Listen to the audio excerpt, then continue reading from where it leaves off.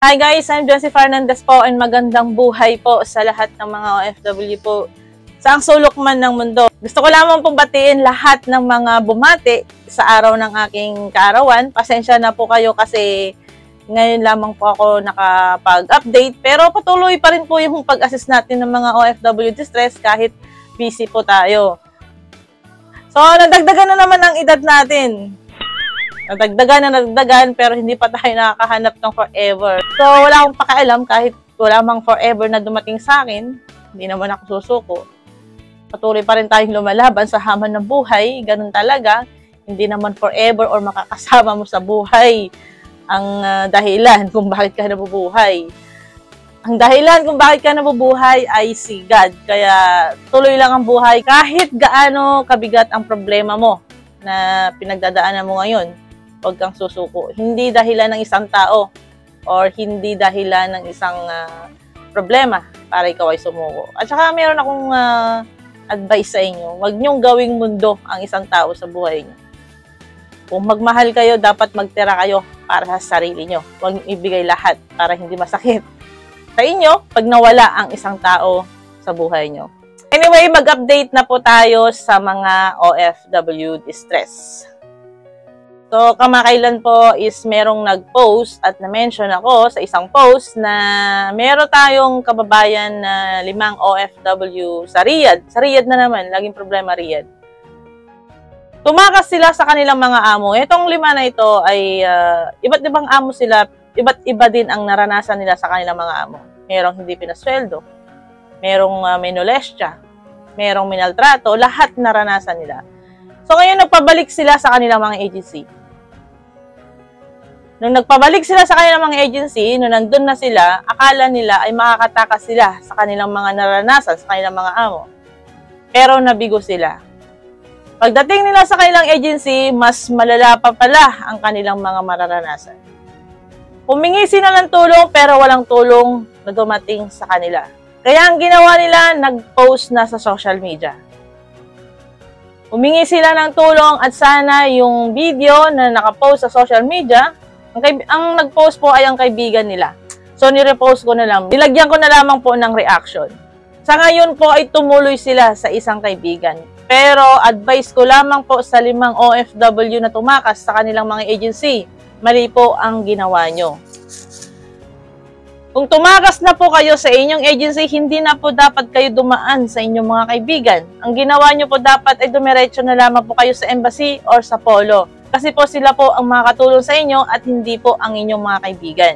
Pag once po kasi na umalis kayo sa inyong mga amo or sa inyong mga agency, dahil sa Middle East po is under tayo ng kapala system, ito po yung tinatawag ng sponsorship.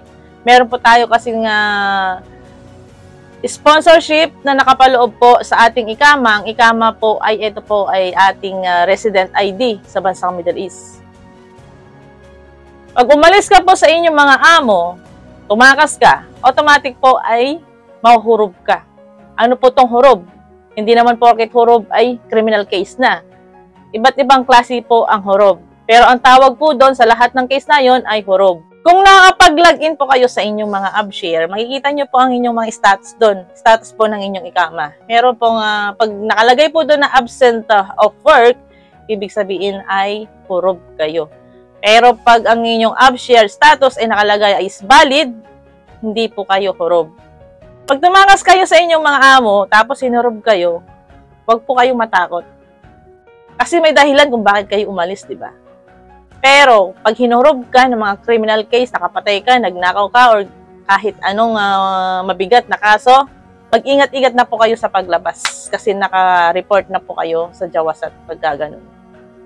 Baka kahit anong oras, pwede ko yung damputin.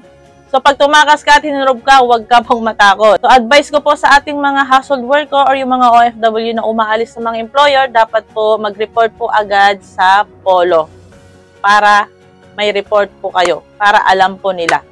Para hindi po kayo maunahan ng inyong mga employer. Huwag po kayong dadaan kahit kanino. Dadaan kayo sa kaibigan nyo, tapos hihingi kayo ng tulong. Useless din po. Mapapagalitan pa kayo. Walang tulong na makakarating po sa inyo. May oras kayong pumunta sa mga kaibigan nyo. Bakit wala kayong oras na pumunta sa polo para mag-report? Kasi sila naman po mag-aayos ng inyong mga dokumento. Kasi yung dinaanan yung kaibigan, pwede rin po siyang mapahamak. Sa bansang Middle East po kasi ay bawal po ang tumulong. Yung tutulong po, pwede pong makulong. So sa 5 OFW po, kung nakikinig po kayo sa video ko na to, kung nandyan pa kayo sa bahay ng inyong mga kaibigan, umalis na po kayo dyan at pumunta po sa Polo, mag-report na po kayo agad. Baka mamaya is matuntun pa kayo kung nasaan kayo, ipapadampot kayo ng pulis. Kaya kung nanonood kayo, please lang mag-report na kayo sa Polo.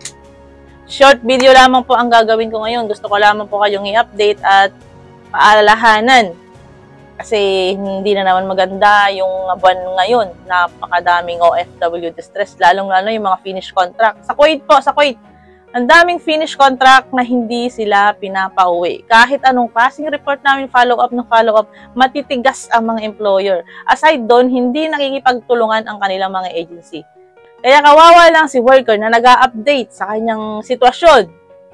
Kawawa din sa advocate ng follow-up. Kung hindi naman mag-a-update itong si worker, matatabunan ang kanyang sitwasyon or kaso. Kaya yung mga OFW po dyan sa Kuwait na finish contract na hindi pa po pinapauwi ng kanilang mga amo kasi may mga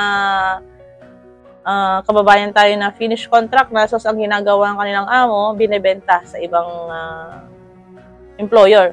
Basta wag po kayong mawala ng pag-asa. Pag once po na-report ng inyong kaso is ipa-follow up po namin ito na ipa-follow up hanggang makauwi po kayo. So hanggang dito na lamang po ang aking update at short video. Hanggang sa muli po guys. Ako nga po pala ang inyong lingkod, Zwency Fernandez po, isang OFW advocate.